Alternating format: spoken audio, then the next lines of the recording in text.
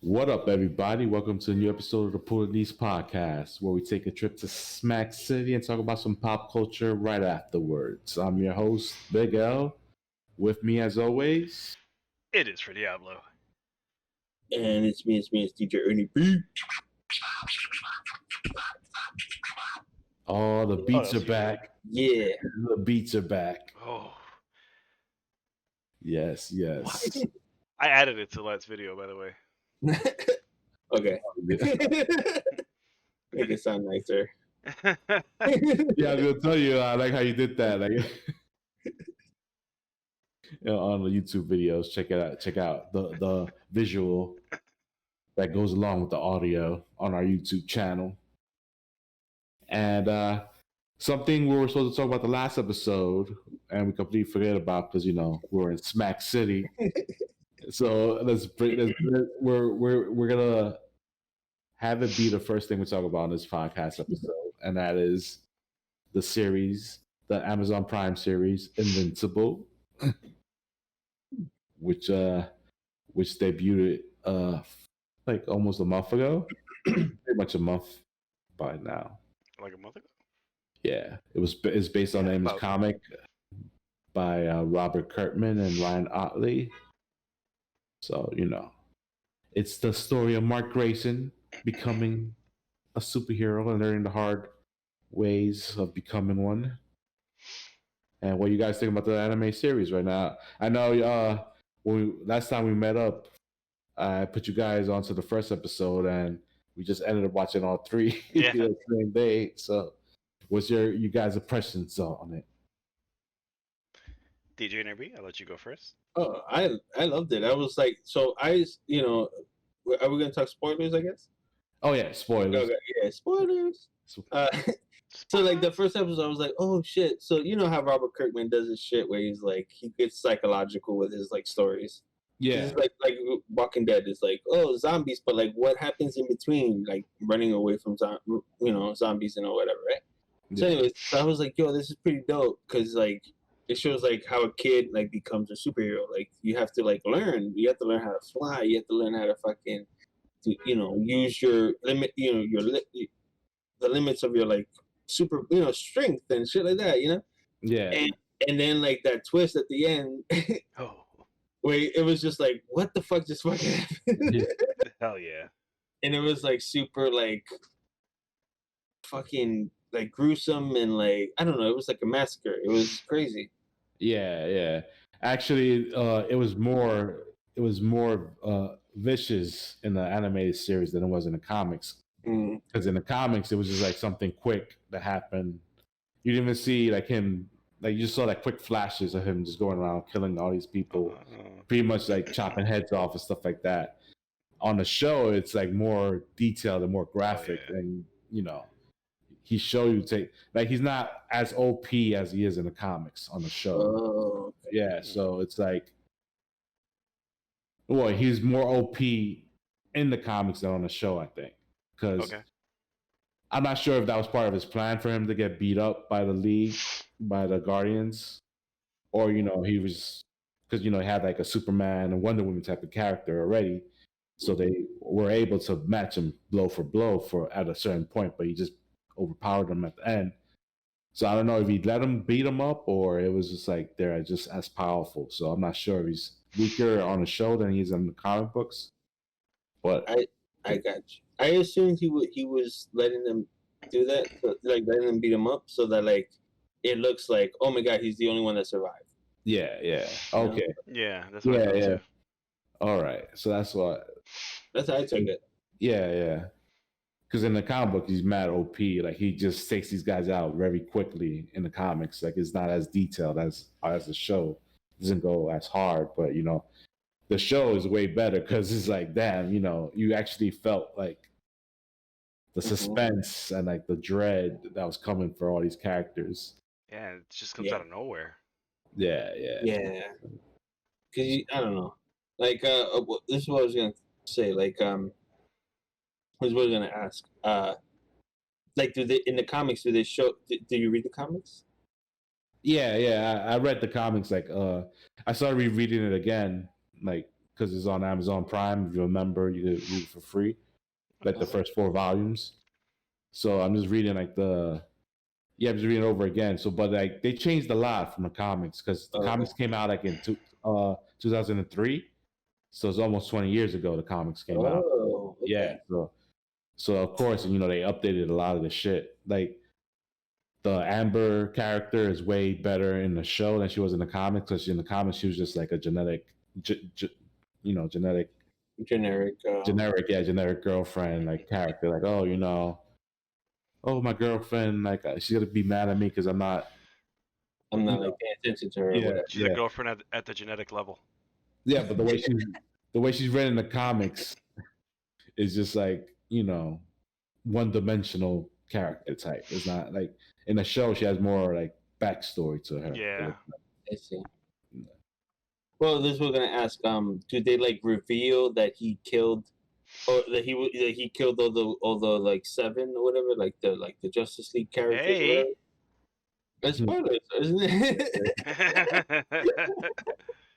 Oh, you like if he gets caught? The show hasn't revealed that. No, does it in the comic? Do they show that, and then it gets to a point where like we don't know who did it, and then eventually, like issues later, we find out that it was him all along. Yeah, it plays out like because in the comic there isn't that Hellboy character in the comic. Actually in the comics he wasn't even he wasn't even actually with the Guardians. Like he just went to the headquarters and killed them and bounced. He didn't stay like in the show. You know what I mean? Gotcha. So they don't know that he was even there in the comics when it happened. Gotcha. So it's more of a mystery. Gotcha. Yeah. Okay. Gotcha. Okay. So that that Hellboy detective devil guy, that guy's made up for the show? He's probably in the comics, but I don't think he doesn't play a role in the investigation. Okay. I'm not too sure because I like I said, I read it a while ago and I'm rereading it now. So I know, but from what I'm seeing right now, there's like no investigation with Omni-Man. Yeah. In the comics, they don't know he's a suspect at all. Oh, like here they're immediately suspecting him. Yeah, because he's the only survivor, Yeah. Yeah. Also, his wife is also like a one-dimensional character in the comics. Like she doesn't have that much to do like in the show. Like she's more developed on the show. Like she doesn't even figure out like what he did in the comics. Like she finds out when everybody else finds out what he did. Oh. You know what I mean? I was about to mention that I like the fact in the show that she's like figuring shit out. Yeah. That's like one of my favorite parts. Yeah, so it's like a lot of differences like that. Like she doesn't discover like the Taylor guy doesn't tell her about oh he did it in the comics. That's not even part of it. So she's just clueless in the comics compared to the show. Oh no. The show is actually because once you start changing stuff around too much, it could be for the worst. But the show's been handled in very well, very well. A very good kind of woke. Yeah. And shit, like that's another thing too, because you actually see Invincible Mark going through all that. Like with episode 4, he helps out this the first villain he fights when he's like angry at his dad, he wants to fight like punch something, and he's like the rock guy. Yeah, the gravel man. The gravel. So he shows up again in episode 4, voiced by the guy who's playing Blade. Marshall Ali. Yeah. Ali, yeah.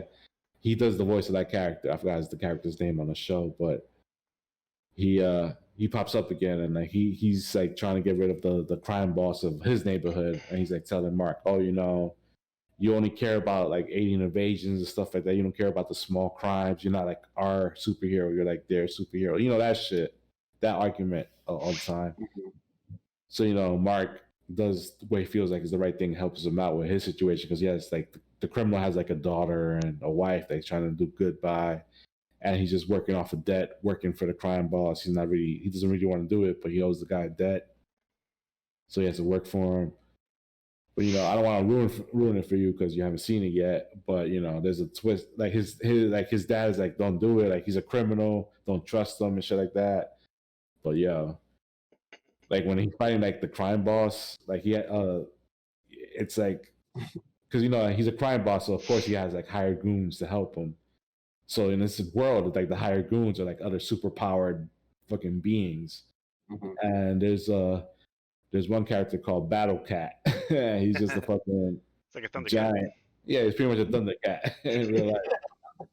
And he just beats the shit out of everybody in that scene. Like the only reason why they survived is because he bounced. He's like, all right, I'm out of here. Like this shit is whack. Yeah, he was like, all of you are weak. Fuck all of you. I'm out. Yeah, but he beats the shit out of a lot of people in this episode. Yeah, so. Invincible was so fucked up that like one of his eyes was just like bloodshot red, and he was just like on the floor like bloodied out. Yeah. Fucked up shit, man. Fucked up shit. And his dad's just there, like his dad's watching from a distance, like he's just flying. He's like in midair, just looking at it because he told him not to do it. So he's like, now you're learning your lesson. Like you didn't listen to me, and look what's happening now. You're getting your ass beat. Like yeah, because he could have came down and saved his ass from getting beat like that, but he was just getting like fuck. Like this dude fucking that monster girl. I was about to mention that. Yeah, he fucks her up too. He rips her face off. Yeah, rips her face off. Oh my god. It's mad graphic. Like people get it twisted because it's like animated show. Like my friend was like, oh, I didn't think it was gonna be like crazy because it's animated. And I was like, yo, but this is Robert Kirkman, man. Like, he's known for this shit. Like his comics are like, I guess because like on The Walking Dead, Walking Dead is not as graphic as the comic book is. You know what I mean? Like on the show. Yeah. But like here, it's Invincible. You could be because it's animated, so you could get away with a lot of shit and be like rap. So there's like when the violence is graphic, it's like that shit is like. It's hard to watch because I'm like, what you're watching it. It's like it's a cartoon, but you're like, damn, like, shit. Yeah, like that shit looks like it hurts. Yeah, he wrecks. He wrecks everybody. Hell yeah! So that's crazy. But then Mark has to learn from that experience, learn from that situation and shit like that. And that's the thing. Like he's new to this, so he doesn't know what the right way to do things. That's one thing that's great about the comic books. Like he gets fucked up, but like he gets better to become like invincible. Mm-hmm. So it's real dope, man. That's pretty dope. You guys should read the comics. The comics are. You see him at the end of the episode writing a note like, "No fighting catmen." Yeah. Some big burly ass cat. So yeah, Invincible. I'm excited to see how the season's gonna end up, man. Because everything's out there. I don't know. I'm not sure how many fucking episodes it is because it's gonna be episode 6 coming out next Friday. You haven't watched 5 yet, right? I haven't watched it. Yeah. So he goes away for a little trip to get his mind off of superheroing, but doesn't work out. Because shit pops off in the college. Does it now? Yeah. He had to take a break from getting his ass beat then. Oh, yeah. Yeah, shit, that's fucked up. I want to see what this cat guy looks like because I have a vision in my head. He looks really cool. He's all white, white fur. He's like some character from like, that'll show up in like Gargoyles or something. Yeah. Okay. Oh, you ever heard about that? You ever heard about how Lion King was a ripoff of another, like a Japanese anime? Yeah, like, something the white tiger. Yeah, the white lion. You can't imagine that, but like just big ass with like a brolic human ass body. Yeah. And weapons. Yeah. He's a Thundercat. Just that. Okay, I got it. Yeah, that was a great episode. 5 is more like a character development type of thing, but it's like a lot of crazy shit happens here too. He goes on a trip with his friend William to college because he needs to get away, especially, and he invites Amber along because he's like, Amber is like, yo, I'm giving you one more chance because they told Amber that he got hit by a bus. That's why he's like all fucked up and shit like that. But he also heals very quickly. So when like a week later, he just has like black eyes. So it's not like too fucked up for. So she's like, she gives him another chance, and he's like, all right, let's go away for the weekend to check out this college to see if I'm gonna go here next fall, whatever. So they go there, and there's like this Victor Van Doom type of character. One of the students is like, a genius, and he's like kidnapping people and fucking making them like half like cyborgs, like replacing like people's fucking body parts with like metal arms and shit like that, and scooping out, taking dudes' vocal cords out so they can't talk and crazy shit. So he gets like the tour guide that's giving that all these guys are staying at his dorm. He ends up getting abducted, and him and William were hooking up. So that's so he was like the boyfriend of the story that he gets abducted, and they have to go save him and shit like that. But this dude is still lying to Amber. William finds out he's invincible because some shit happened earlier in the episode on the campus, and he's like, "Yo, you're Mark. I know you're Mark because you just came out of nowhere and Mark was just here." And it's like this is not a coincidence. So he pretty much, Mark had to come like tell him that he's invincible, but he's still lying to Amber. Like Amber gets pissed off because this dude just bounces when this attack happens on the campus and they're all together, and he just disappears and becomes invincible. But William figures it out, but Amber still doesn't know. So then like they're not talking for the rest of the trip, and she goes off to like a frat party or whatever. And it's mad drama shit that's happening there. There's that relationship. But at the same time, you're like, all right, you should tell her who you are, bro. Because I'm mad invested in that relationship. I want to see like what happens. Yeah, because I'm like, yo, dude, you're making all this, you're doing all this shit. Like you invite her to go away with you for the weekend to start over, so to show her that you're just focusing on her, and you just do some suspect ass shit, and just tell her who the fuck you are. I would just tell her, yeah. Yeah, it saves you all this fucking headache. So that's like that part. I'm like, all right, they should just wrap that part up already. Just have him tell her like his secret identity. Like, I'm invincible, and at some point you're probably gonna die. Yeah. So Mark ends up saving William's friend from he gets transformed into a fucking cyborg. This dude's like he's like mostly machine now. His brain's been taken out. But William manages to get through to him because they had a relationship or whatever before all this happened, and he snaps out of it and he helps Invincible because it was like 3 other cyborgs with him, and they were all fucking Invincible up. Like he was getting fucked up again in this episode. Oh shit! Like, he was getting shit rocked. So William actually helped them out by turning one of the cyborgs against this dude, the Victor Van Doom type of character. So they just fuck all the cyborgs up, and Invincible is like just like stressed out. Everything. Amber's pissed at him. Like this dude that has like the tour guy who was mad cool with them. Like he got turned into a fucking cyborg now, shit like that.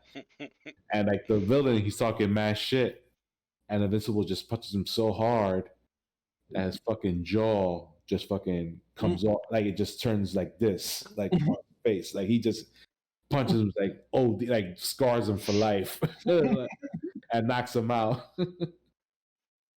He's just gonna replace it with a yeah, that's what I'm saying. He's probably gonna end up being like a Doom type character now. Baron Underbite. Yeah. Baron Underbite. Because you're watching the show, it's like, all right, it's not anything too grotesque or anything that is happening in this episode. Like, man, like tone, like for the violence, not too crazy. But then like that shit happens, it just like you just see the way the jaw just fucking snaps into like that way, and like, yo. Yo, it's not worth it being a villain, man. Yeah, and he was a human, A human villain. and he just got fucking rocked. So, you know, it's funny you mentioned like Invisible's friend recognized him right away when he was in costume. I tried to pull something off like that when I was at Comic-Con for the first time, I think. When I went dressed as Batman, Ernie, you were just as Riddler. Mm-hmm. A friend of ours had a booth at Comic-Con that day. Yeah. And I was there dressed as Batman, so I decided like, oh, let me pass by his booth and see if he recognizes me. So I'm passing by his booth dressed like Batman, and I see with like my peripheral vision that he's looking at me like, what the fuck? Who is that? Like he's coming closer and closer to me like, what? Huh? Yeah. And I'm just like looking at him like I keep on walking forward. Yeah.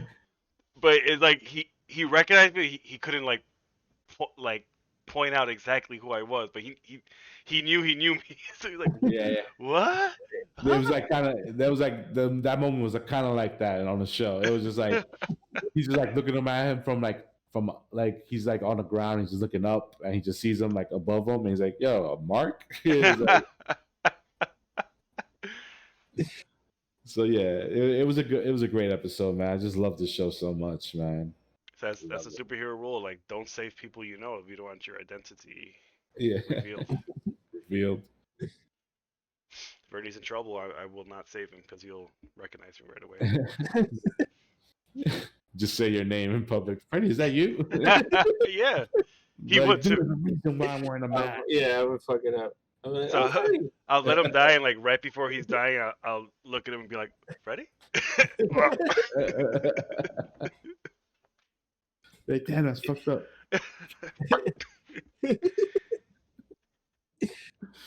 Oh man, you know what else is fucked up, man? What's that? That Q documentary. Oh! Into the Storm. Into the Storm. QAnon Into the Storm. It's eye-opening. Into the Storm. It's on HBO Max. Ernie, you put us onto it because you told us you were watching it, and I was like, "What? There's a documentary about Q?" And I was like, "Yeah, I gotta check this shit out." Yeah. I was like, "What else could they possibly tell me about Q that I don't already know?" Oh man. Yo, I only knew about it because you guys are talking about it, and like, so I come in to like, to watch it, whatever with Megan, and like, I just saw that it was like, so basically, okay, so it started off with Reddit. Like, you guys know the story. It was like with Reddit, whatever, like, and then I guess they got to a point where they were getting a cookie. My cookie broke on my hand. It was like, so like people started fucking, saying what they want to say. They got blocked from Reddit. So like I think this kid, I say a kid, but whatever, is this guy. Incel. He decided to make an incel. Okay. You know what incel is? No. Involuntary celibate. Okay. So I guess basically. So like he like wants to make a channel where he could like say whatever like a page, right? It was like a home page, whatever, like a chat room page where like you can say whatever the fuck you want to say, whatever, right? And it got to a point, and it got to a point where it got like people started being like, fucking showing pedophilia, showing bestiality, rape, or murder, like, because they're like, well, this is free and this is all anonymous. Yeah. Anonymous, yeah. Freedom of speech, so we can say the worst things ever. Yeah. So, yeah. And like, so then it became a thing where like they he started because he started his own page, whatever, right? And then like this guy like sold bought that website and that's was like 8chan, right? 8chan, yeah. And it like sorry. There's a 4chan too, but he was 8chan. Right? Yeah, Vern Troyer bought 8chan, right? 8chan, yeah. He was 8chan.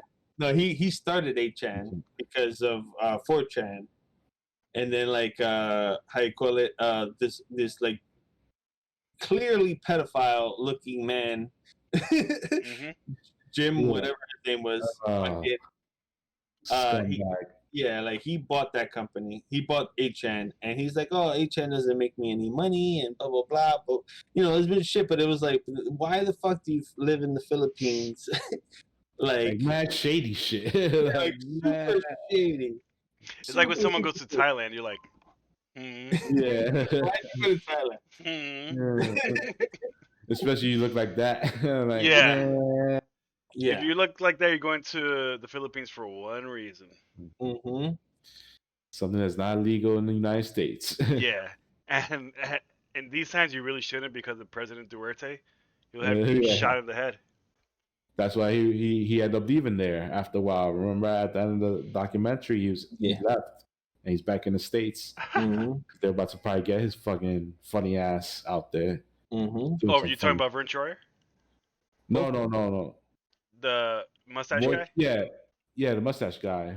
Mm-hmm. Ron. Yeah, the real looking pedophile guy. Yeah. Who turned out to be Q? Yeah. Him and his son. Yeah, like him and his dad were the ones behind this all. Like, that's what I like understand. Like those places like 4chan, 8chan, those are just fucking shitholes that people just go to do some nasty, like creepy shit. It's like a junior dark web, if you want to say, like when like for shit posting or whatever. Like, oh, you want to say some racist shit? I'm just gonna be like, oh, whatever on here, and just show some racist images and shit like that. And it's all anonymous, so like it's where you go when you're in college to be like edgy and shit. Yeah. So Q was on Reddit right before all this, and then he went to 4chan. Then they banned him there, and then he went on 8chan. I think so. Or was there something that happened with like they were cracking down on 4? Yeah. I think Q just started. I think Q started in 4chan. Yeah. And then it became, I guess 8chan was the newer, like the new Facebook, whatever. Yeah, because 4chan was like regulated, and 8chan became like you can say whatever you want. Yeah, it's freedom because we're in the fucking Philippines. Like our fucking servers are over here, and it's whatever. Yeah. Damn. So it became like these. So the documentary guy it was kind of like he was trying to solve this case. It got to a point where they were talking to the guy who was anonymous. Remember Anonymous? Like the guy with the fucking beef. Part of Anonymous. Yeah, he was one of them. Yeah, he was like one of them. So like, anyways, it got to a point where like it got that level or whatever, and then like so what happened was shit. So Q started saying all these like weird kind of like details that made like things make sense with this pen. Like, think about this pen and think about this watch or whatever, and like Donald Trump and all this bunch of shit. So the documentary guy is trying to figure out like, is it this guy? Is it that guy? But when like the whole time, like it's basically 3 people he's interviewing the whole time. And it's just that Ventura guy. I can't think of the names. That guy's name. Guy's name too. Because I'm like, I can't handle this website anymore.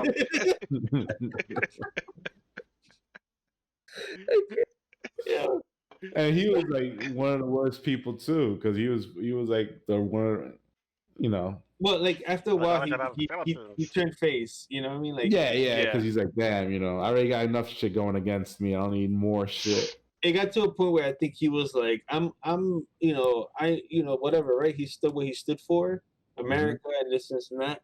And then it got to a point where like pedophilia, a fucking bestiality, rape, murder, and it's like, yo, that's not what I was going for, guys. So like that's what I felt like he had to, he was going through. And like he left Philippines, he was like, "Fuck this, I'm out." Because if I stay here, I'm gonna fucking go to jail.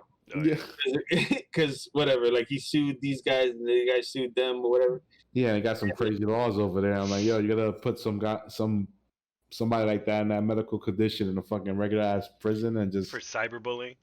Yeah, and toss them in there with fucking hardened ass criminals because in those conditions, he was gonna go to prison and like. Fucking like his plane, he was like, I'm going back to the States. So he was trying to get home. They had to get the specific passport or some shit. It was getting to the point where like, yo, they're gonna fucking come for this guy. So right when the plane leaves, Like finally, the police came and they were trying to look for him, and he was gone already. Yeah. Got whatever. Long story short, he got away. But like, Boy, Troy. Very Troy guy. So the father son guys, the whole time they were flip flopping on a lot of shit that it's like, yo, you guys are fucking Q. He's like, no, I didn't even know what Q is. I don't know what they're talking about. But like the guy, it's like they're telling us like, oh yeah, we are, but like they're trying to like, oh, because like because that's what I know. Towards the end of the documentary, they were becoming more scared because they're like, oh shit, like people actually believe in this shit, like hard body, like people are taking it to the next level. Like I don't know, like you saw like the dad, and when he was in Washington, and he's like, oh, yeah, like very timid and like very like, oh, he doesn't talk too much. Like before Trump gave that speech about like when he thought that he was gonna concede after the election, and he's like, Trump. He was like, "What happened to Q?" And he's like, "Oh, Q will go away when Trump concedes, and Biden's president. Q will stop, and it will just go away." Because that's what he was like. And right there, you could tell like he's behind it because he's like he's tired of this shit. He's tired of Q already. Yep. Like it's like mad. He's connected to Roger Stone and Michael Flynn and those people that want like this false information to go like disinformation, because that is a war tactic. Disinformation for the public and shit like that. So these guys are very heavily invested in this shit, and they're like, all right, we give you money for your website, 8chan, but you got to do this Q shit with us and make it look legit or whatever. And you could tell these dudes are not really making money. They're just making money off this Q shit. Mm-hmm. And towards the end, you could tell like both of them, the dad and the son, are just tired of it. The son, I think he's more like he's into like the fame. Yeah. Because they showed that part when he was getting like fame on Twitter, that he was blowing up on Twitter now, and how he oh, I'm kind of a big deal now because people are listening to me, and like people listening to you on the fake shit you were saying as Q, and like it's just like it's crazy to me that people actually brought into this shit. Yo, if they find out like Q is just some dude with like hentai dolls in his room and shit, yeah, their heads are gonna explode. Yeah, like you find out he has a Chinese wife that is never mentioned at all, and you're like, what? And like these dudes are mad shady, bro. And it's just like, yo, you people think they legit, man? Like these people will rob you for all your fucking money now. They will like take everything you have. They had a chance. That guy, the son, Ron, I think his name was. Yeah. He was also like half Asian, so you could tell that like, his mom was Filipino, I'm assuming, and like, the dad was clearly white. So it was like all this weird shit that I was like, why is this guy a white supremacist? Like, where's their mom? Like, what's going on? Like, it's a lot of weird shit. Like, I don't understand what was going on. It was, I don't know. I clearly saw it with like super like, like I did not know anything about this. So it's like it's very like I don't know enough to even remember like what was even said. Yeah. There was a lot. That's why we're just a couple fucking smack guys talking about this. So if you want to find out for yourself, it's on HBO Max. Q into the storm. Q into the storm. Yeah. I'm pretty sure there's people that reviewed it, like analyzed it and all this other shit. But it was a lot of shit to take. But pretty much it's just like it was the father and son behind the shit. Yeah. That had people going crazy. Like what is Q trying to tell us? They don't say like at first. They don't just say it wasn't a son at first, but like when they switched up the writing style, like it was pretty much Ron when they stopped. So it was probably Roger Stone or Michael Flynn at first typing that shit out, trying to be like, oh, I'm the inside guy. I'm gonna act like I have information, but I really don't. And they started the whole shit. It's probably like they told him what to say, basically. Yeah. One being the computer guy. He was the guy on the chair, Yeah. The guy in the chair. Because he was like a computer nerd. He's just like, he was super fucking weird. He was just like, He was an incel. Yeah. He's definitely an incel, man. He was just like fucking talking. He's just mad. He's a creep, bro. He's mad creepy shit, bro. Like, damn. Definitely. Such a herb. It's such a fucking herb. But yeah, definitely Check out that documentary, guys. If you haven't seen it yet, it's fucking great. I highly recommend it. Wait, we have to also mention that the whole QAnon thing, because a lot of people don't know about QAnon. So, well, the the movement, the movement, yeah. These people think that Hollywood has this like secret, a cabal, like in the government. Sorry, Hollywood and the government have this like fucking pizzeria basement in Washington D.C. That in the basement of this pizzeria, they fucking eat and drink the blood of babies for a substance called adreno something. Oh. I don't know what's it called. I know it's for like the nutrients or whatever. But that was in Q. That was Pizzagate. That Pizzagate was the one that started it off. Okay, that was Pizzagate. Yes, but that's what started Q. That's all. Like that Q ran with it because it was like, all right, this is what's going on here.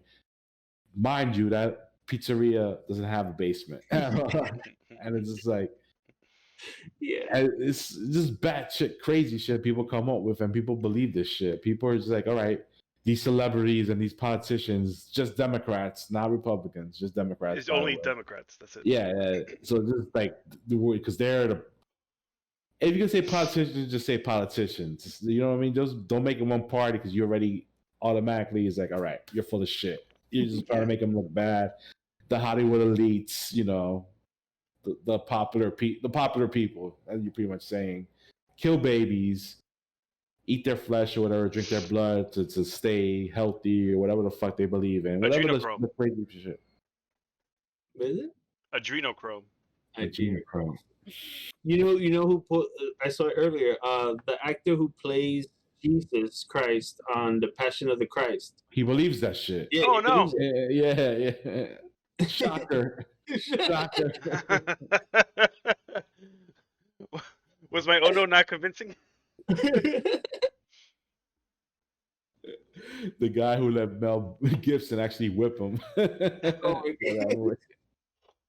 Believes that children are being harvested for their organs and blood. Yeah. Under the basement of Luigi's Pizzeria. What are you doing in my pizzeria? I don't have a basement. What are you doing? I don't eat the children. Yo.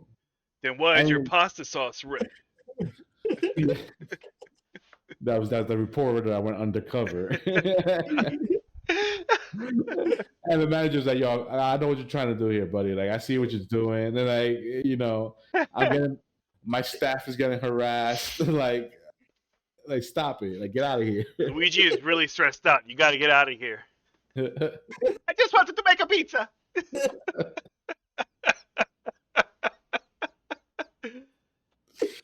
Yo, damn, bro. That's the shit I like. Like, I know, like, most news is bullshit, but then you see like these conservative like people, like anchors and news people, like the faces of the conservative news, actually believe this shit and then backtrack and say they didn't believe this shit. Like the guy who didn't believe in Pizzagate after he was the guy who recorded the video. Now he's saying that he really didn't believe it. That he was just being like, I forgot what he said, but he was denying that he actually believed in that. I was being sarcastic. Yeah, whatever you said in that fucking, and they're like, so why should I believe you about Q? Why should I believe you about any other shit you say? Yeah. If we obviously see you believing in it to the point that you went undercover to expose some shit. He thought he was going undercover. Yeah. He had like a mustache or something. He was probably like the 12th asshole to do it that day. Hi, my name's Jose. All right, buddy, you gotta get out of here. It reminds me of a friend of ours that we had that when this COVID shit happened, he was going around the ERs in the city to see if there was people.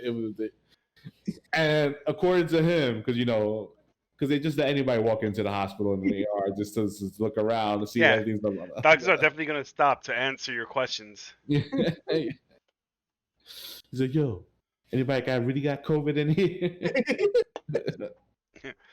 I'm a real doctor, and I'm going to stop and answer every one of your questions. Stranger I just met, that kid just came out of the street. The cancer patient could wait. Yeah. Let me deal with your conspiracy theory right now. Yeah. let me stop doing the work that I do to answer your question.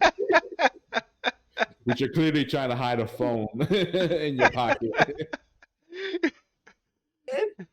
It's interesting you have one button open on your coat. Yeah. But yeah, his fucking coat, like on his shirt, like that. Yeah, so Just speak into my chest. Yes.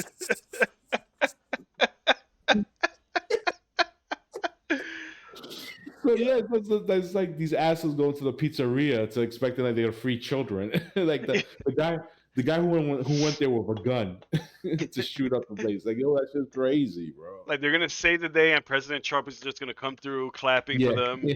You did it. Did it? You saved the day. It was huge. You did it. You're a hero. I'm like, yo. Melania, pee on him. That's why it's so scary. Like these people just go like with these theories and just go. I believe them like with no proof. What they should like all these people that believe that they show in the documentary is like whatever. All right, whatever. They let's give them the benefit of the doubt. They probably got like the worst of the believers, like the most, the people that believed it too much or whatever, right? But I don't think there's like a moderate, like there's like a calm Q supporter. I think like with the documentary show, I think that's what the majority is. Just these people that are fucking batshit crazy that believe this shit. Yeah. And then they want to look at you like you're crazy because you don't believe their crazy shit. And it's just like, yeah. So it's like the deep state is gonna get you and it's gonna kill your children, and but then like you actually have like when Trump was like he lost migrant children when he took them away from their parents, like, and nobody knows where they went. It's like, okay, what? And so there's like real shit. There's real shit that should be investigated on, but then like people are focusing on the bullshit that these people make up. And nobody's questioning the fact that he loses these kids. So is he a kid? Yeah. You're saying he's cute, right? So why kids disappearing like that shouldn't? But no, it's American kids that don't care. I personally think the distraction is the ridiculousness. It's to make you think like this is so ridiculous that when it's real, it's like, come on. It's that it's a crying wolf or whatever. What's it called? Right? Crying wolf? The boy who cried wolf. The boy who cried wolf. It's basically like, oh, this is all fake. So then when it's real, it's like, it's just fake. Yeah. It's like so it's to distract you, to make you think that it's fake. Yeah. So, but it's it's really happening on the other side.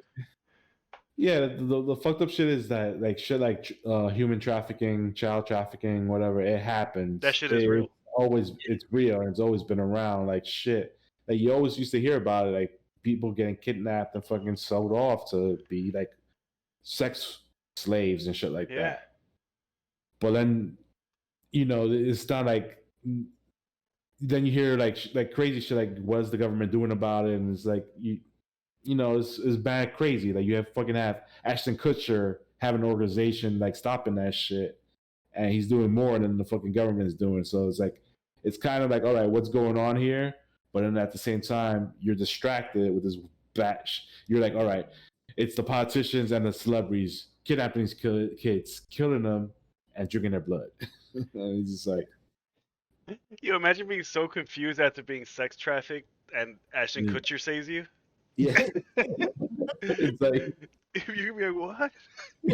He goes like, oh, I just saved you! Look at the camera! Yeah, you've been saved from sex trafficking! You're just like in a blanket like, what? Yeah. Go home. That's how like movies like Taken and that shit, like when they were talking about how Ashton Kutcher was like advocate like to stop human trafficking, I'm like, what the fuck? I'm like, yo, is that crazy? And then you hear about the stats and the numbers, you're like, oh shit. And like, why isn't more people doing something about this? And it's if it wasn't for Taken, I wouldn't really have like looked into that shit. Yeah, that shit's wild, bro. Taken was fucking crazy, man. It's crazy.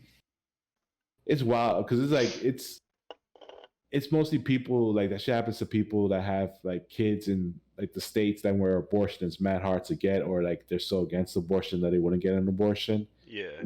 But they can't afford to have a kid, and they can't, so emotionally support it. So the kid ends up worse if you just had an abortion. You know what I mean? And so it's just like, so they don't care, and most kids just run away, or like some shit happens and they fucking get abducted and they get fucking. So it makes you think that's why these conservative people are anti-abortion. Exactly. You see, we could come up with some shit too right now. And it's like, they don't want to have abortion because they want to have your kids, so you could neglect them, and they run away, and they can snatch them up, and they can drink their blood. Yep. Yeah. That's my conspiracy theory. See how easy that shit was? Now I need a name for it. Exanon. Exanon. There you go. Exanon. And I'm gonna branch off and start off XX Exanon. Yeah. With Vin Diesel. Use triple Exanon. I'm gonna have him talk about street sharks. Yeah. You guys ever seen that video? This shark goes like, "Whoa!" Well, the video where you're playing with the toys, right? Yeah. He's like advertising street sharks. He's like, yeah, this is like the best shark right here. He's the leader. This is and that. He had like a sleeveless vest with like no shirt under. It was like one of the most 90s things you will ever see. Yeah. Yeah, the other day, like I have this friend that we talk about like toys and shit, right? Mm-hmm. And like shout out to my figures in the back. So like Hey, yo. so like we were talking about like, the toys that you have, like a lot of them are from like when you were a kid, and I was like, no, a lot of, so we're both like, yeah, like our like parents got rid of our toys, and like now we're like getting these toys back or whatever. So he was like, yo, I still miss my Street Sharks. And I started crying. Like, what? I was like, yeah, Street Sharks. Like Street Sharks were cool, but there were so many better things than Street Sharks. Yeah. The best thing about Street Sharks was the Vin Diesel promo video, where he was like, "And guess what's next? Street Shark puppets! They have realistic movements." Yo. Yeah, I don't even remember. I know they were like humans that turned into shark men or whatever. Yeah, like a mad that's all I scientist really for some remember. reason turned them Yeah, into that's sharks. all I really remember. Like, I don't remember. And it was like, so in the 90s, it was like every toy had a cartoon, right? Yeah. So it was like basically the cartoons sold the toys. So those were one of the cartoons that like were short lived. So there's a lot of that. There's fucking Like Ninja Turtle ripoffs. Yeah, Biker Mice from Mars, fucking Samurai Pizza Cats.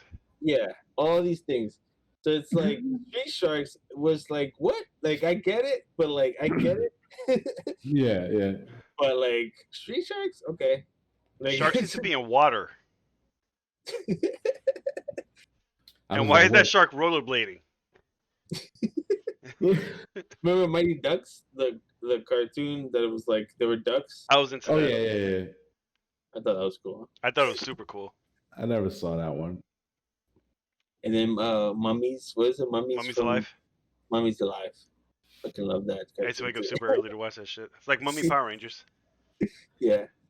Yeah, there was a cartoon back in the day. It was Rick Moranis, but he was a teacher in a high school that was just like monsters. Monster High, I think it was called. Yes. See, I've been thinking about this cartoon, and I was like, what the hell is this? I had this like toy that was like a mummy girl or something.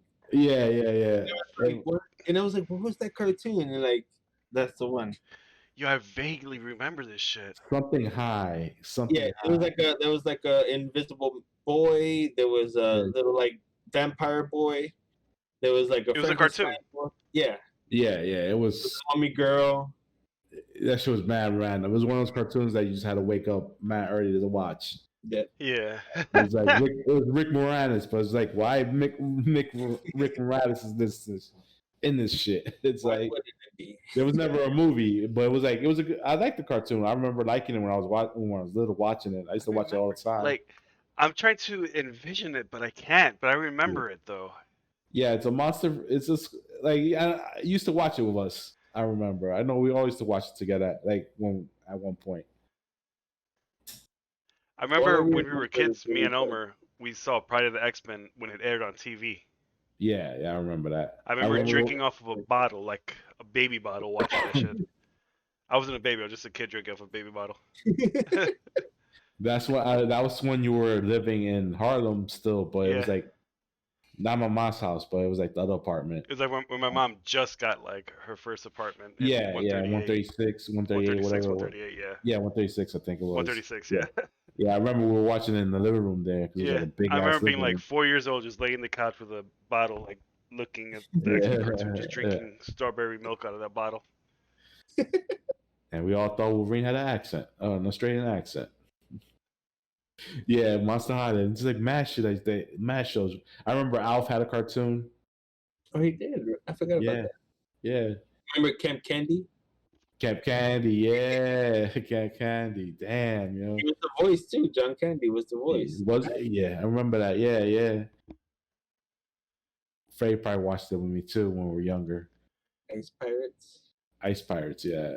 And it was like a TV movie. I can hear you guys now. Oh. All right. No, that was actually a movie from back in the 80s. Oh, okay. Like I remember you guys were talking about Dune, and I had no idea what the hell that was about. But then, like, ever since you said it, like, I just started seeing a bunch of shit about Dune. Oh yeah. And I was like, oh, what the fuck? Like, when I was a kid, I used to love Dune. I think like when we were like young, like they used to have it playing on TV and we would like watch certain parts, but I don't remember anything about it. Like my mom told me before I used to be able to speak, like I used to love Dune, and whenever it'll come on, I used to just go, "Oh, dude!"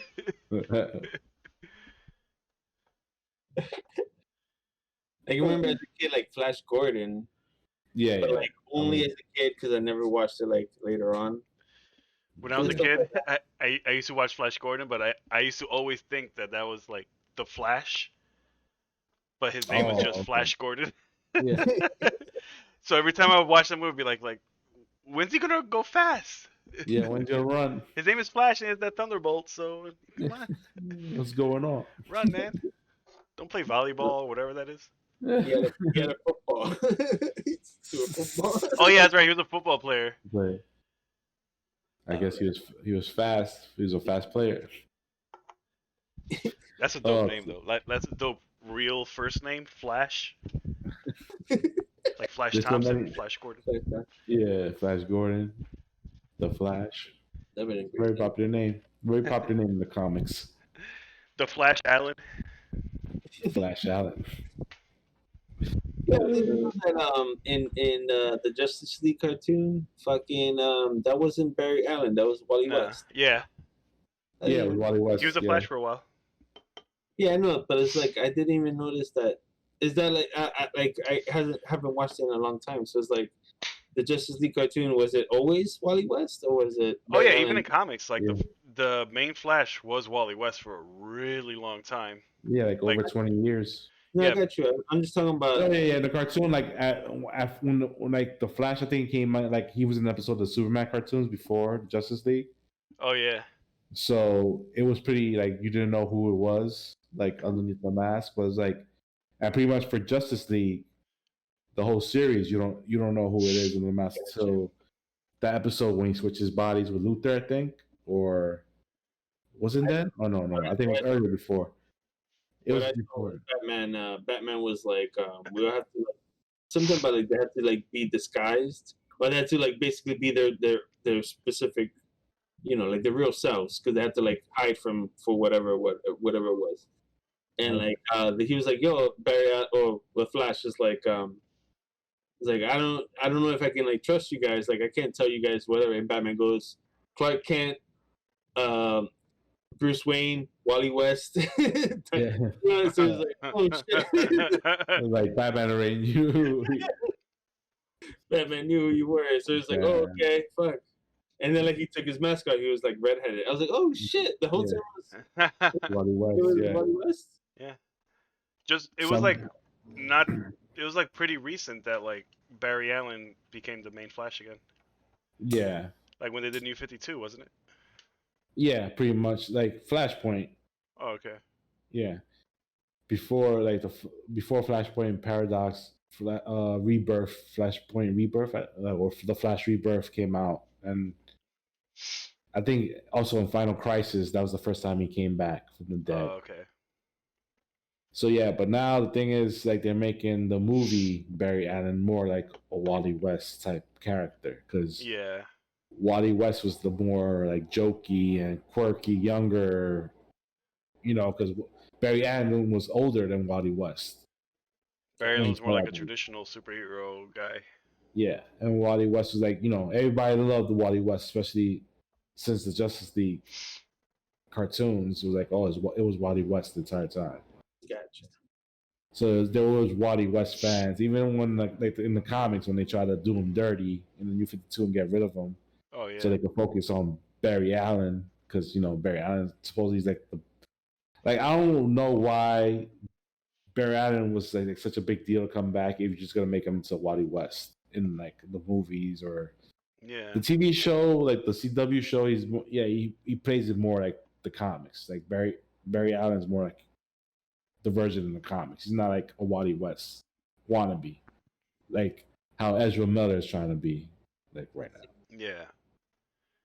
Gotcha. I think Barry Allen is only popular because he was like the first like modern Flash. Yeah. He came after Jay Garrick, was it? Yeah, Jay Garrick. But yeah, like he died in the 80s. Like, so who like still fucking Barry Allen fans like after all that time still? Like most people growing up reading the comics in the 90s know Wally West. Some of the best stories of the Flash are Wally West Flash like, in the 90s and stuff like that. So we'll see.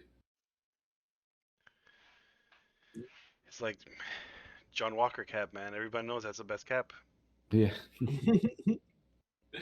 So what else? Something else from my childhood is the Powerpuff Girls. The CW show leaked some photos from behind the scenes of some, I guess, the first episode of the show, showing these girls in full costume. Well, supposedly this is, huh? I didn't know that. I just saw the picture, so it's like I don't know. I didn't see a trailer. They showed like a behind the scenes, like they had like They had them in costume. They had them in costume, like in the cartoon, like the Chloe girl was like like she was like was flying. They had like, strings on her and shit like that, so she was flying. Oh, cool. But they're not gonna be wearing those costumes on the show. They're gonna be wearing like more adult, like they're older now, so they'll be wearing like more adult. The little dresses. Who knows? Yeah. So what they're gonna do about Miss Bellum?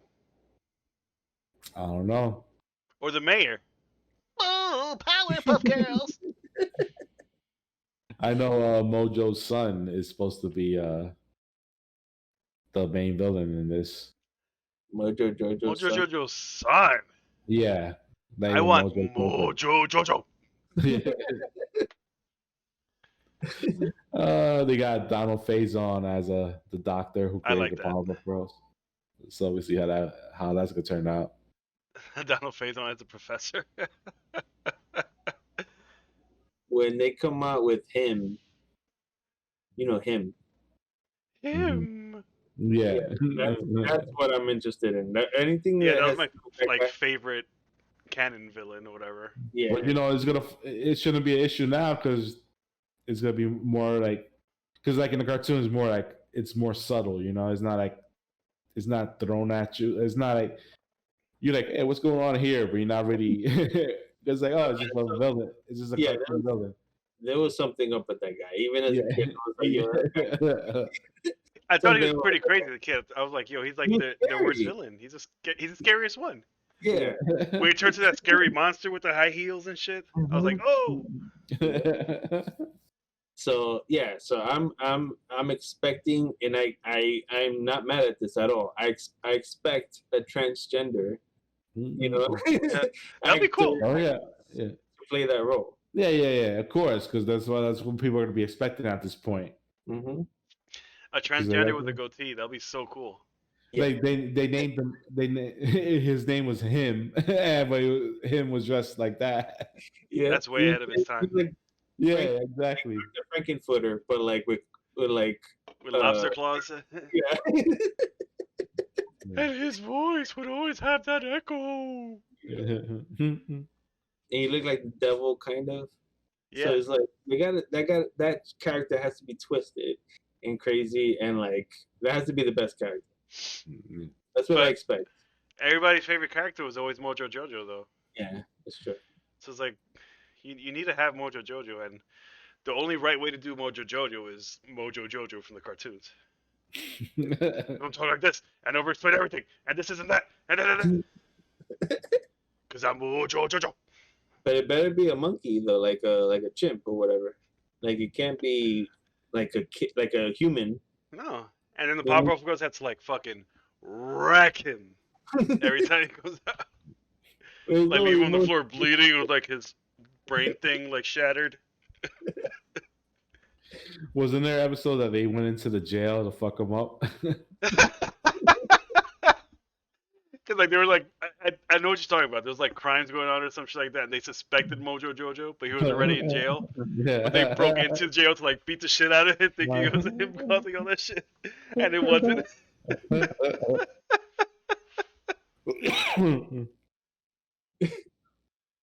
Oh man. You know what I mean? Like the thing is, they're gonna mess it up at the whole emo Riverdale bullshit, Sabrina the Teenage Witch crap. You know? Yeah. But like it has potential to be great if they just do it right. But they're not gonna. It could be great. You're right. Yeah. I think it's just gonna be. I just have a feeling that it's gonna be a little too different for like the fans. Like some fans are gonna be like, "No, this is not my Powerpuff Girls," and that they're not gonna give it the chance at all. So it's not. It's gonna be like a lot of the negative shit making like noise and like. So that's kind of. I think that's kind of gonna hurt the show because they're doing so much different shit to the lore. Yeah. Like, all right, they're not gonna be like little girls anymore. They're gonna be like these grown women now, and I thought they were like teenagers or something. I assumed they were teenagers. I assumed they were like teenagers. Oh no, they're like grown. They're women now, and they just Women with powers. Yeah, and Like- they have to, they deal with the trauma of having a childhood of just fighting crime and shit like that. So it's gonna be one of those like trauma-filled shows, like PS. What are they gonna do about the Amoeba Boys?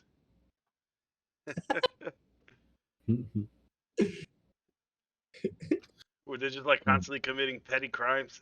They're gonna get like Powerpuff Girls attention. Powerpuff Girls, and they'll just like jaywalk.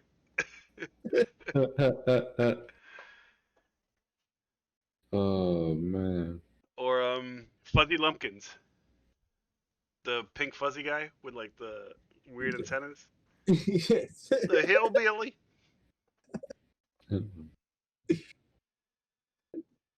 There's like a lot of things that won't translate very well to like live action. Exactly.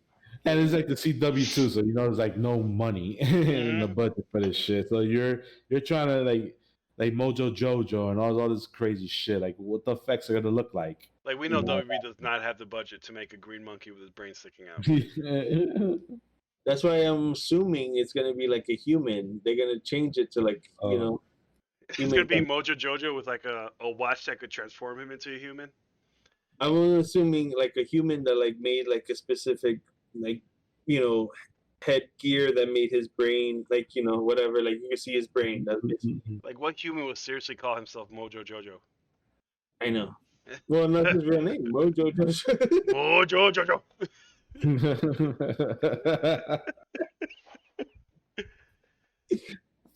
That's what I'm saying. Like, how you play? Like, how you gonna translate all that to like a serious?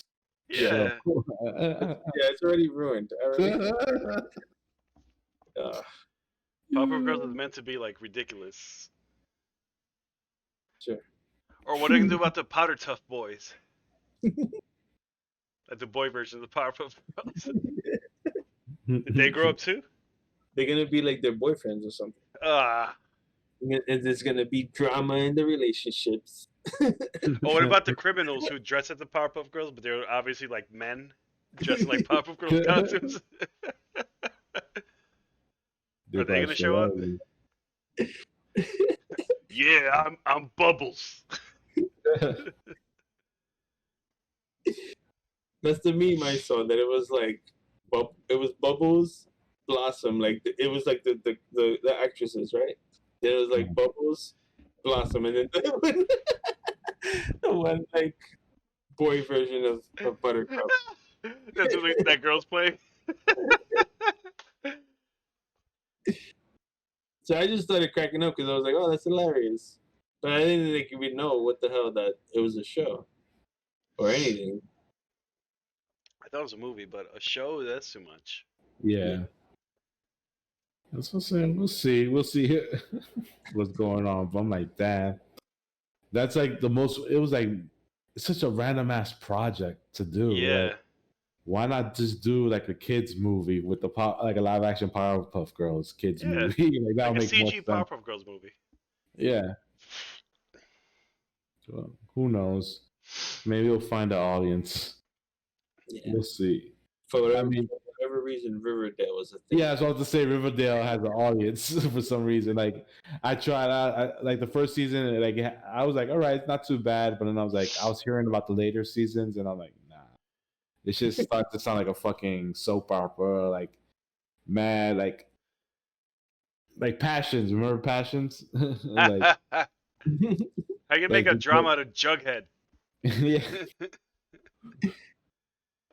It was like the soap opera, just random like shit happens on the soap opera, like alien abductions and shit like that, and like but it's like soap opera. That's like that was the vibe I was getting off of Riverdale. So the CW is known to have like popular properties, but like give them their twist, even though nobody was asking for it. So. And also, it's impossible to find anybody hot enough to play Miss Bellum. Yeah. Because she was so hot that you couldn't see her face. Yeah. Yeah. I just think that what's it called? The protocol is like whatever the thing is, make it dark. Yeah. Dark and edgy for the teens. Because when you're a teenager, you're automatically emo. Yeah. You're like, all right. Automatically. You're into a broody teenager that life sucks and this and that. That's when I was a teenager, edgy for me was Limp Bizkit. Yeah. Edgy for me was reading Marilyn Manson's autobiography and buying a copy. Yeah. Badass, man. My mom threw the copy away because she thought it was like a devil Bible. I got pissed at my mom because she didn't let me go to Tower Records to get an autograph from Marilyn Manson. I was like, "Come on, Mom, it's Marilyn Manson," and she was like, "No, he's the devil. He's the devil. He's the devil." No. These teenagers are dealing with mass murderers and shit like that. And I'm like, that's why I want to get his autograph, because he's the devil.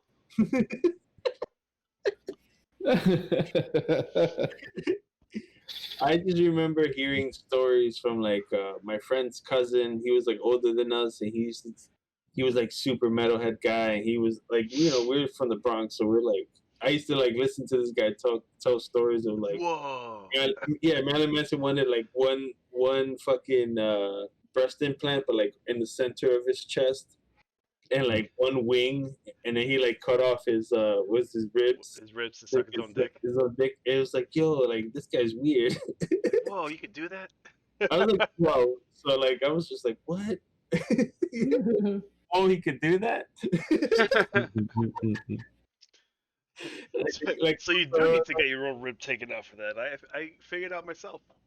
Do you remember that Will Ferrell skit in Saturday Night Live where like he was doing it was a yoga class, and like there was this one guy, it was him, And the whole time in the yoga class, the whole thing he wanted to do was learn how to suck his own dick. I spent like afterwards in the skit, like you see, like years later, he takes his head out. He has like a beard and shit. Yeah.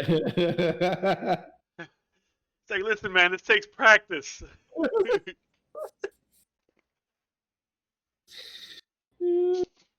Damn. Yeah, I completely forgot about that skit till now, and I'm like, I remember the whole thing now. I just went through my head. I was like,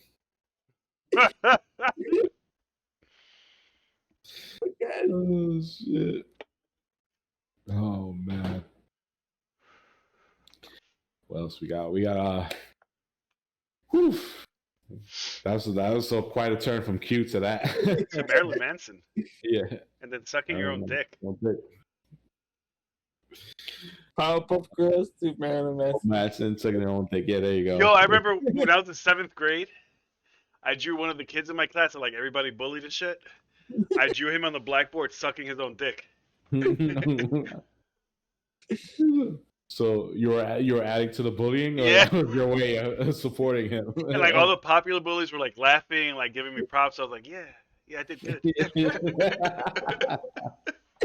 So like it wasn't bullying. It was just like we used to like crack jokes. We used to roast each other. Yeah. In my junior high school, and it was like with this other class, like from across the hall or whatever next door. And like we used to do shit. So I drew. So I remember this one guy. He had this like weird kind of nose. So like he had like big nostrils. So I drew him with like a dick in his nostril, like in his mouth. And like that was like, you know, but like it was all good roasting. Like we just fucking yeah, like those are the years where like anything with dicks was funny. Yeah. I don't remember what happened, but like we used to do dumb shit like that. Everything was like dicks in someone's mouth or something.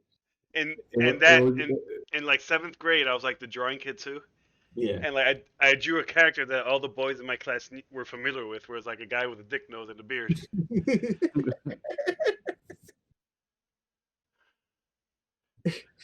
Oh shit!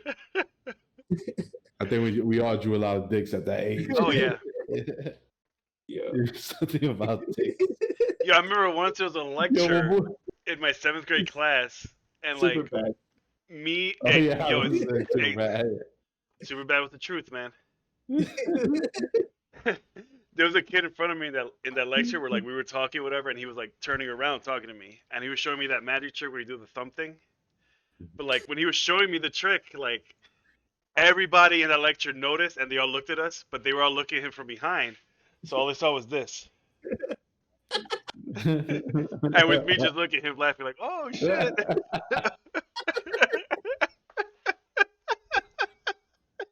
Oh shit.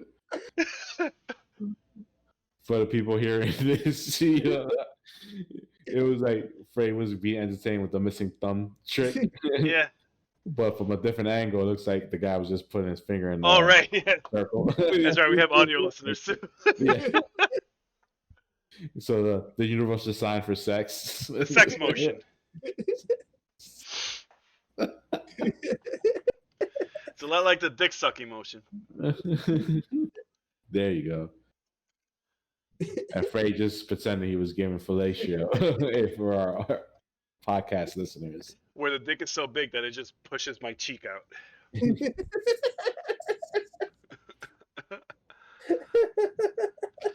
Oh, if I'm going to suck a dick, it's going to be a big dick. It's going to be a big, impressive dick.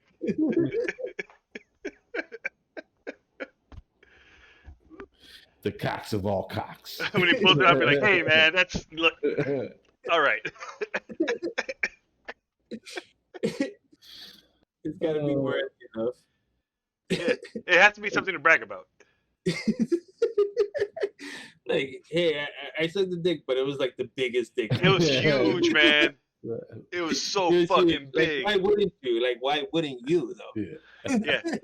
You guys know me, so it was a huge fucking dick.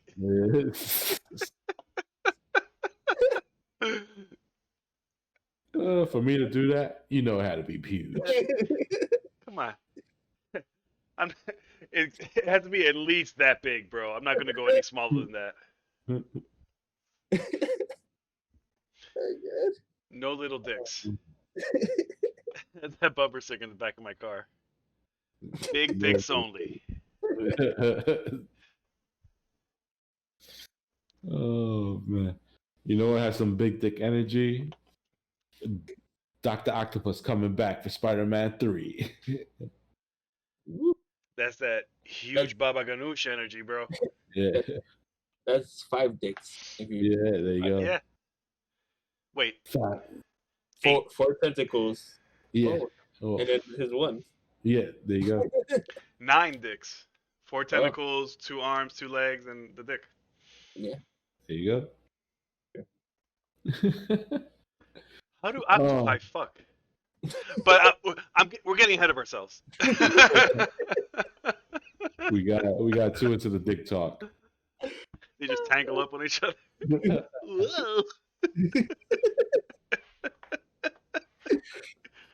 Oh shit. And on that note, I'm gonna take a quick pee-pee break, but I can still talk. Oh, okay. I'm just gonna disappear from the video for a while. Yeah, you're not gonna hear the water hit the. You're not gonna hear the pee hit the water though. Oh, okay. I'm not that type of guy. Yeah, man. So yeah, Alfred Molina gave an interview to Vanity Fair, I think, and he pretty much confirmed that I'm gonna be in Spider-Man 3. And he was like, I asked the guy, I asked the director, the guy who forgot his fucking name, John Waits. He's like, but I died, so how's that gonna work? How I'm gonna be the same like kind of character? He's like, oh yeah, but he says something to the fact like, oh, in this universe, nobody really dies. So I don't know if he's talking about it. If he's still gonna be the same character from the Sam Raimi films from Spider-Man 2, but in another universe where he lives instead of dying at the end of Spider-Man 2. That's maybe what I'm thinking. Yeah. Yeah, because they were talking about like they're gonna have to de-age him using the technology, so he's gonna appear younger than like he was when that movie came out. Okay. Like what, 2004? So he was talking about that, and he was talking about in the interview how he was worried because they told him they were to do that, but he was like, yeah, because with that technology, we make everybody look great. Like look at Robert De Niro in The Irishman when they made him look young. He was like, yeah, he looked young, but when he fought like an old man. Like when he acted, he was like an old man. But yeah, he was like, they told him like, oh, you don't have to worry about that because it's gonna be the arms doing all the work. So he was like, all right, let's just get to stand there while the arms do everything. But and I'm like, yeah, that's what pretty much Dr. Octopus does. He's not gonna be fighting with his own 2 hands. He's gonna punch Spider-Man. Yeah. So yeah, I mean that's gonna be cool. They're gonna de-age him to like the age that he was when Spider-Man 2 came out. So that should be interesting. So you're like, so this really gonna be some fucking multiverse shit. Like what's going on here? Like the article I read said that the beginning where they're going to first introduce Dr. Octopus is going to take place like it's going to pick up right where he left off in Spider-Man 2 underwater. Oh yeah? Yeah. So probably he's going to be underwater and teleport somewhere or something. I don't know. Probably survived. Yeah. Somewhere. Probably okay. Morbius is going to be orchestrating this whole thing for behind the scenes. Morbius. And he's going to pick up in the Morbius movie. No. Oh my god! Imagine that shit ties into the Morbius movie. I'd be so tight. Yeah, if Jared Leto even shows his face in that movie, I'm gonna scream no. Yeah. No! No! Get out of here! No. Get out of here, you! Even if we do get 6-armed Spider-Man, no. Well, his movie's coming out in October, I think. Right? Morbius? They pushed it. Yeah, because this was come out a while ago, and they kept on pushing it back because of COVID. So now it's finally coming out, but it's coming out like in October. I hope he's just the new Mutants. Yeah, just bomb and fails. Yeah. He's coming out. Morbius is coming out this time. No. Then get pushed back again. Poor Morbius. Poor Jared Leto. He can't get a superhero break. He's trying to real hard. He's offering reach arounds. That's how hard he's trying right now. Just be D-Man. Get it over with. Damn. Out of all the Marvel characters, you fucking chose Morbius. Like. And Jared Leto can't make Morbius cool. I mean, they had. Can anybody make Morbius cool? Nah. Yeah. The only Morbius we had was the animated show in the 90s. Oof. I think Morbius would have worked live action if they had it connected to Blade somehow. Yeah. Like have him and Blade Midnight Suns or something. Yeah. Or have him like Blade has to help him somehow, and that's gonna be like, oh, Blade's defending a vampire or whatever. Bullshit. Oh yeah. Even though Morbius isn't technically a vampire. He's like a diseased vampire or some shit like that. Yeah, some shit like that. But I'm pretty sure the Jared Leto movie is gonna have him become a vampire just because he wants to be like a straight vampire. No questions about it. I'm a vampire. Yeah. But I'm good. Vampires haven't been really cool since The Lost Boys. So. Yeah, Twilight ruined everything. Yeah. Sure. Yeah. The only vampires I recognize is Kiefer Sutherland vampires.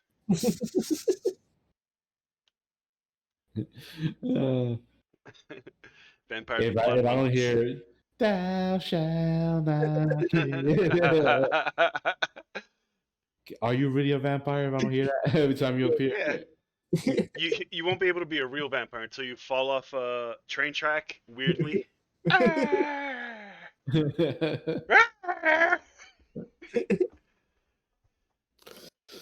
Oh man! And have a saxophone guy play the beginning of your movie.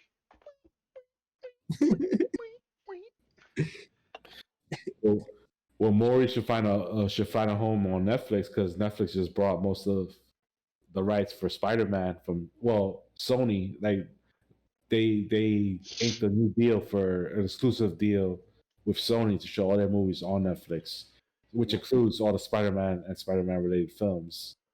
So that should be like Marvel ones. Yeah, even Far From Home, Homecoming. So that should be interesting. Into the Spider-Verse. So Morbius is gonna come out exclusively for Netflix. No, it's a plan is still for the theater, but who knows? They probably be like, you know what? Let's just drop this on Netflix. You're gonna push more. Disney and Netflix are gonna just be like, keep on pushing Morbius towards each other. Like, no, you take him. Yeah. No, you. There was even rumors saying that Netflix might end up just buying Sony just to have everything, but that would mean the Spider-Man rights go back to Marvel. Oh, because that was the deal. If Sony gets sold, the rights go back to Marvel. So then I would love to see that. Yeah.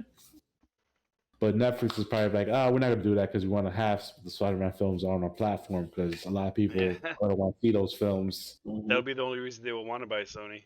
Yeah. Imagine they're gonna have fucking Into the Far From No. They're gonna have No Way Home probably streamed on Netflix instead of Disney Plus. Yeah. It's gonna be crazy. So they're gonna have a live action Spider-Verse on Netflix. MCU canon movie on Netflix. Yeah, on Netflix. Wow. So what's up, Netflix? Good job, Netflix, for that. So they're gonna have Venom. I'll probably watch Venom finally. I don't know. I still haven't watched that shit. Yeah. I refuse to watch. I know they were showing it on FX like a couple of months ago. Oh really? Yeah. It was like I remember it was like New Year's Eve, so I just had the TV on just to have like background noise for everything that was going on. For like my in-laws or shit like that, so they could be entertained or whatever while we're setting everything up. And I was just like, yo, this shit is pretty stupid. I don't know. Tom Hardy just played it. I don't know why he played it like that. I fell asleep watching Venom. Yeah, I was like, yeah, it didn't really interest me into like to really focus on it. To be, all right, let me pay attention to this storyline. It was not good. Yeah, it wasn't good at all. It was I stupid. saw some video recently that was about like Tom Hardy because he does like a lot of different voices for whatever reason. He does voices in every movie that he does.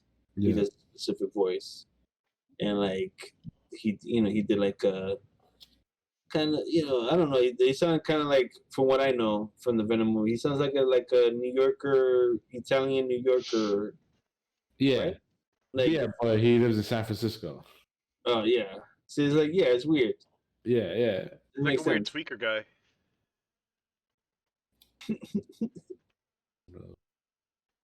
I don't know. I didn't Like, see it. hey, So I'm brolic, but I'm a news reporter. Yeah. Like, I'm brolic as fuck, Brock. man. I'm Eddie Brock. And then I saw recently that Joseph Gordon-Levitt is actually taller than him. Oh, So, really? like, that's what I saw. So it's like the meme was about like, yo, so even Robin is taller than Bane. And Joseph Gordon-Levitt is small. Yeah, he's a small dude. There's like kids taller than him. These actors, man. These actors be fooling everybody on the screen. On the big screen, looking all tall. You're not. You're not. No one's smaller than Tom Cruise, though. I remember there's an episode, The Critic. It was about like he was criticizing, he was critiquing not criticizing, critiquing a movie, and it was over like it was like 5 actors that were all like super short, and it was like fucking Tom Cruise, Michael J. Fox, and like fucking what is it, Dudley Moore, like what is, like and they were like little short men, like whatever. They're like sitting down and their feet weren't touching the floor.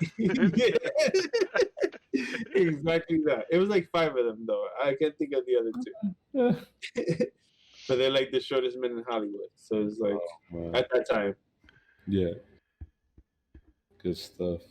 The Critic. People don't realize though, there's advantages to being that short. You could escape easy. Just running into like a tiny alley that no one could like fit through. Oh man. There's a word for discriminating against short people? Heightism? I think it is called. Heightist. Heightist? Are you a heightist? You're a heightist. What'd you tell me? Where's your mom? Where's your parents? Which one's your dad? Yeah, that would have been very whack if you were to see how short Bane really was in that Batman movie. Yeah. Yo, imagine. Yeah, but this Bane's whack, yo. Like, yo, Batman, you can fuck him up easy. How the Bane and Batman and Robin was better. Yeah. Yo, Batman, just hold him in the forehead. Keep him at a distance. Like, just He pop was him at in the head. least like, more like he looked more like the comic books in the Batman and Robin movie than he did in Yeah. No, yeah, he could. it was like a live action cartoon. But in Batman and Robin, he was like the brainless, like, muscle. Yeah. Yeah, because Smash! once he used Venom, he only uses Venom in the Batman and Robin movie. He don't use Venom in Dark Knight Rises. Yeah. It's true. The thing he's known for. In Dark Knight Rises, he should have been using Nuke.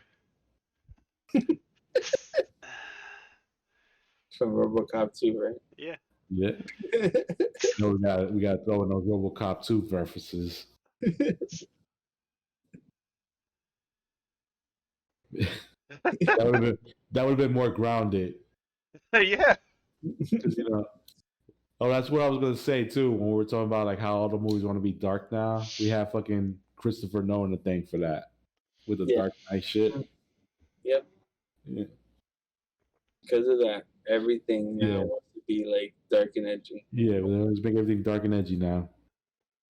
Yep. Zack Snyder saw that and he was like, huh. Well, that's why he's friends with like Nolan. Like they're like all time. Like Christopher Nolan told him not to watch the Josh Whedon cut of the Justice League because he was like, "Yo, they massacred your movie and this and that."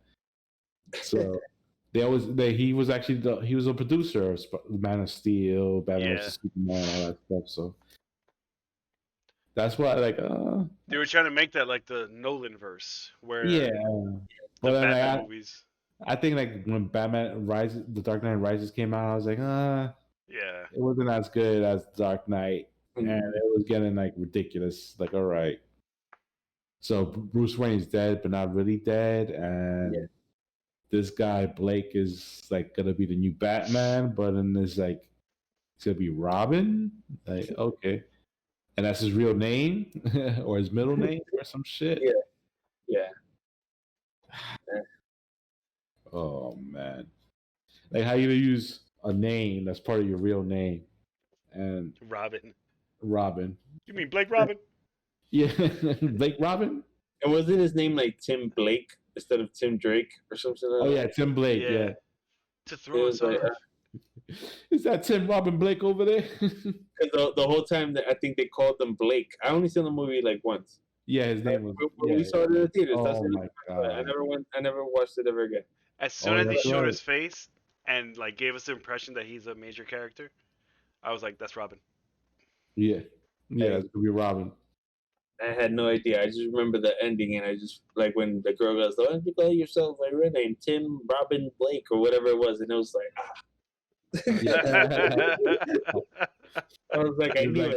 That family got bit. Like, oh, she said it. She said it. She said it. You heard it. Like I knew it. I was like, I knew it, and I was like, I knew it, and like I don't like it. Yeah, I hate it.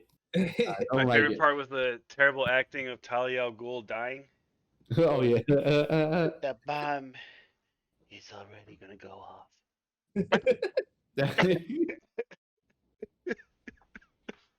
Like she was so tired of this shit. Like, She would just close her eyes and put her head down.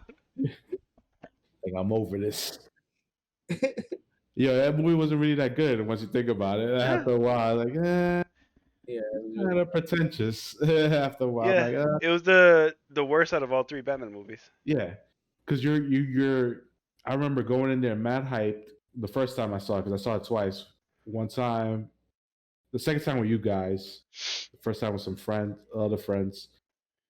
And like I'm like the first time I watched it was like, all right, I was mad hyped. And it was the same summer that Avengers came out. Avengers came out first. Then the Dark Knight came out in that July. So I bet like it's gonna be crazy. The Dark Knight Rises is gonna be Bane, all that shit's gonna be dope, whatever. So I'm like, I bet. So the beginning is like, Bruce Wayne's not Batman no more. Okay. He's retired, crippled. All right, I guess. Then he becomes Batman after what, an hour into this shit? After he climbs out of a hole? Yeah, first he gets the right. The bionic leg and shit that could fucking kick through walls. He gets a knee brace that makes him kick through walls. Yeah. For some reason that's never explained. He gets it from Rite Aid. And he never uses it again. He never uses it at all in the movie again. Like, that's really important technology. Yeah. Then he fights Bane, gets fucked up, spends most of the movie in the jail, getting better, breaks out, fights Bane again and wins. But not really, because it's Catwoman that really saves the day. She shoots Bane with like a missile or some shit like that. Yeah, and then like he gets stabbed and pretends he dies with the bomb. And doesn't like Batman like unplugs his like breathing apparatus to win? Oh yeah, some shit like that, right? Where he's like, oh, you figured it out. Oh, I can't believe it. Oh shit! There was a reason why I had the shit. Fuck! I didn't think the wires would be that obvious. So many troops. Yeah, I remember being disappointed with the shit. Like, it was kind of whack. Yeah, it was pretty whack. Pretty whack. Especially after the Joker. And then Batman gets a nuclear bomb far enough from Gotham City that it doesn't affect anybody. Yeah. That doesn't ruin the water supply. A lot of questionable decisions were made in that movie. Like, what the fuck is going on? And then Alfred, the man who basically raises him, sees him in Paris after he thought he was dead, and just nods to him. Yeah. Go on, live your life. Hey, I thought you Hey, were go dead, and I on. just saw you now. I'm not gonna get Hey. up and go, "Oh my God!" Yeah, And he's with Selena Kyle. yeah, He's with Catwoman too. Yeah, So she turns around like, and she's like known to be alive, so she's just like, "Yeah, I'm here too." yeah. Surprise. Surprise. Yeah, Paris has a weird Batman. movie. Weird way to end the trilogy. For some Yeah, reason. he became At least, French Batman at the end. at least bring back Ra's al Ghul back or some shit like that would that. You make know what I perfect mean? sense. If they had Talia Ghul, they had to have they Yeah, would have He been should have came perfect. back. Yeah, that'd be cool. that's what I'm saying, man. But no, you want to make it realistic. It's like, but it's not really realistic. It's just fucking boring. You want to make it realistic, but they had Bruce Wayne get his back broken, thrown into a pit, and survive that and get through it. Well, he's Batman, so that's the excuse for everything. Yeah. He's Batman. I mean, having your back broken and getting thrown into a pit, I don't know. I I think I'll just stay in the pit. Yeah, right. You know what? I'm good here. Yeah, I just stay laying down like reading a magazine with my back broken. Let it heal on its own.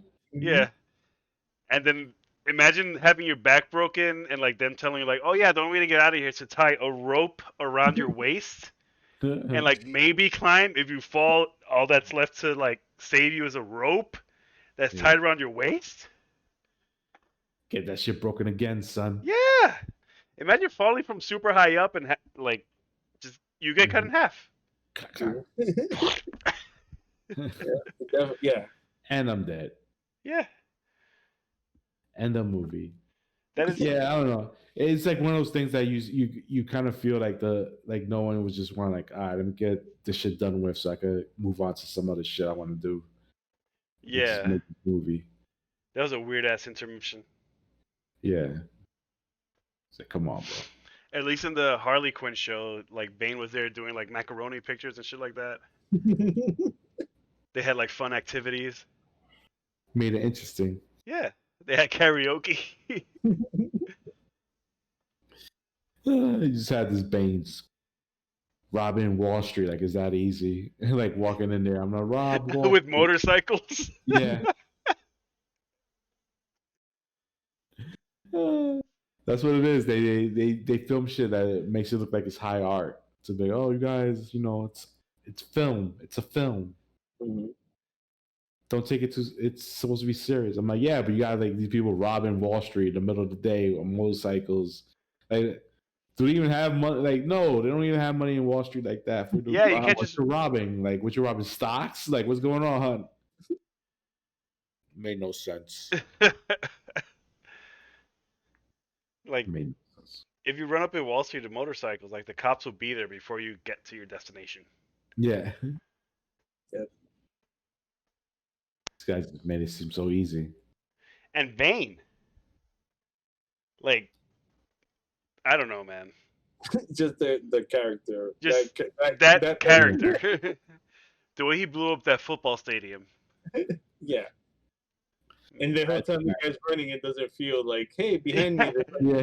He keeps running and then he looks Hey, back. He's like, The whoa. fucking rumble that's going underneath your feet right now. You're not running that hard, sir. Like, you can't feel that shit.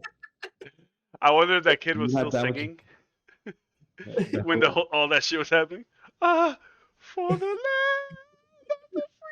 land. Ah. Oh God. And what was under that stadium for it to blow up like that? Good question. It The just looked Batcave? cool. It just looked cool. Oh man. The bat hanger was under there. And Bane was like, oh shit, we got Batman too. Yeah, there you go. Alfred was like, oh, bother.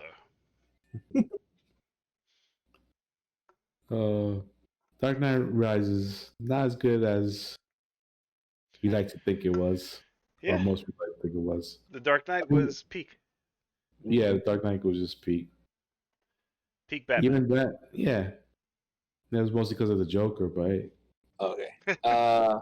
Shonuff. Like Shonuff was a fucking a leader of like a like a urban like martial arts gang in Harlem. Like what? How does that happen in Harlem? How does that work? Yeah. I don't know. So, you know, those kung fu flicks were very popular in Harlem back in the day. So like in the 70s and stuff like that, they would have like the matinees with the kung fu flicks. Yeah. So that's why I guess, you know, when people start like, oh, I want to learn like karate, kung fu and shit. Like this motherfuckers on the movies. That's how kung fu gangs start, man. Like two like-minded kung fu guys meet each other. Like, hey, you wanna start a kung fu gang? Want to team up? Yeah. You wanna beat people up in elaborate ways? Yeah.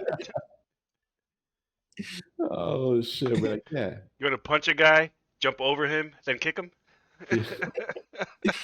Or there's an episode of Family Guy where like if something about like or something else I saw that was like if Karate Kid was real, there's like the one guy's like, hey, I'm gonna beat you in a karate tournament, and then like the jocks come out and like, you guys are gay. Yeah.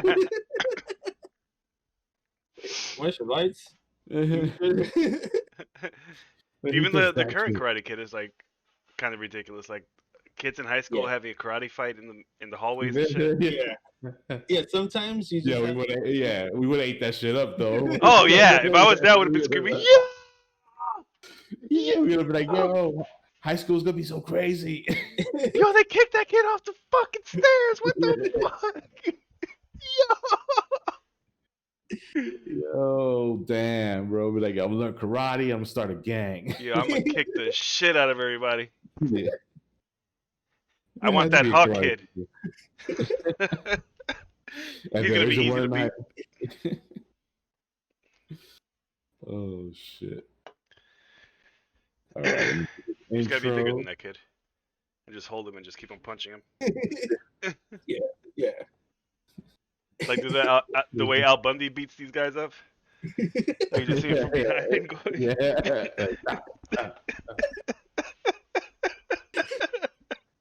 Yeah, that's how you do it. And they're just sitting there going, oh, oh. The TV acting of back in the day. I believed it. I like shit. I don't want to get washed by Al Bundy. I don't want to get slammed on hit the wall next to his front door. And it'll be dudes younger than him too. And I'm like, damn, he got that old man strength. You know what? You know who's my favorite guy that he always fucked up? That one guy who used to come around and always be like, Kelly! Kelly! Oh, shit. Yeah. Wasn't that Matt LeBlanc? No, Matt LeBlanc was in the like that spin-off. Yeah, I remember that. He was in like a bunch of episodes though, but he was just a dumb guy. Yeah, but he was a recurring boyfriend. Yeah. Vinny, and then the guy that you're talking about, I forgot the guy's name, but he was like in like a leather like vest and like he always looked mad stressed, like Kelly. Oh shit. The part where like he came through like Bud's window like into the wrong room. He was like, Kelly. Oh.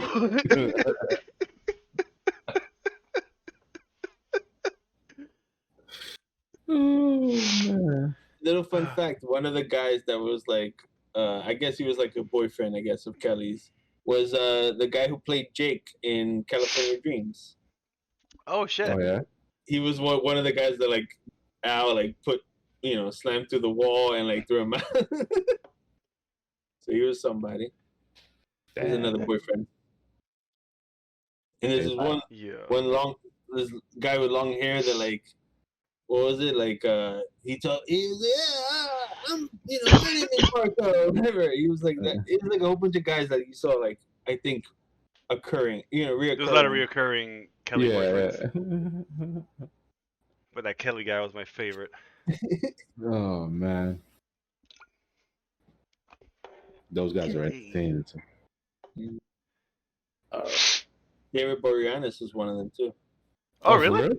Yeah, he was when they were like in a movie theater. They were like gonna watch a movie or whatever. Oh. And like Kelly saw like, oh, my boyfriend's back there with another girl. I'll beat him up. Yeah, and she goes like, "Daddy, beat him up," and he like, all right. And he just walks up there. He just starts. That's exactly what I was talking about. Like you see him from behind, just... and the guy's just like doing this. Like,